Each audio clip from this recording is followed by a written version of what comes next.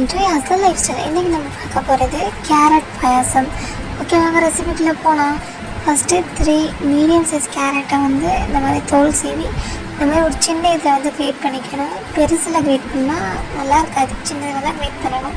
So great பண்ணி அதை தனியாக எடுத்து வச்சுக்கோங்க. அதுக்கப்புறம் உங்கள்கிட்ட என்ன நட்ஸ் இருக்கோ அதை நீங்கள் எடுத்துக்கோங்க.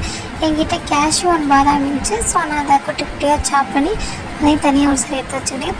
அப்புறம் ஒரு கடாயை வச்சு 2 டேபிள் ஸ்பூன் கீ ஆட் பண்ணிக்கிட்டு அந்த கீ நல்லா உருவானதுக்கப்புறம் சாப் பண்ண நட்ஸை வந்து நல்லா வந்து ஒரு லைட் கோல்டன் ப்ரௌன் கலர் வர வரைக்கும் வறுத்துட்டு அதை தனியாக ஒரு பிளேட்டில் எடுத்து வச்சிடணும்.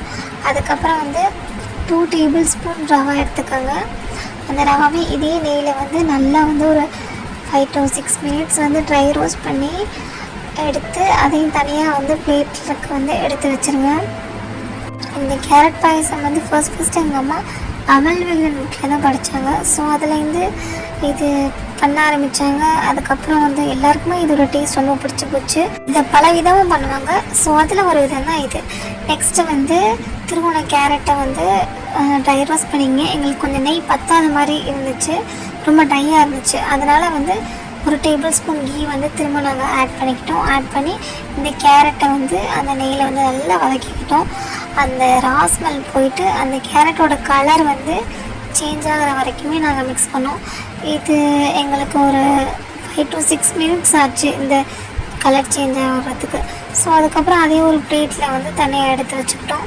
அதே கடாயில் வந்து 1.5 கப் வந்து வாட்டர் ஆட் பண்ணிக்கணும். அது நல்லா பாயில் ஆனதுக்கப்புறம் தேங்காய் பால் இருக்குல்ல, அதையும் நல்லா ஆட் பண்ணிக்கோங்க. ஆட் பண்ணிவிட்டு இந்த நெய்யில் வதக்கின கேரட்டை போட்டு நல்லா வேக வைங்க.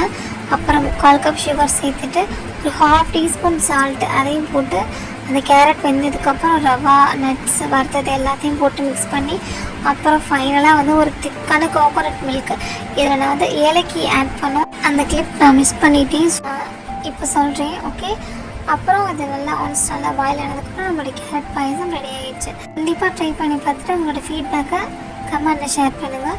நம்ம சமைக்கிறது அடுத்தவங்க வயிறு நிறையிறத விட மனசு நிறையணும். So happy cooking.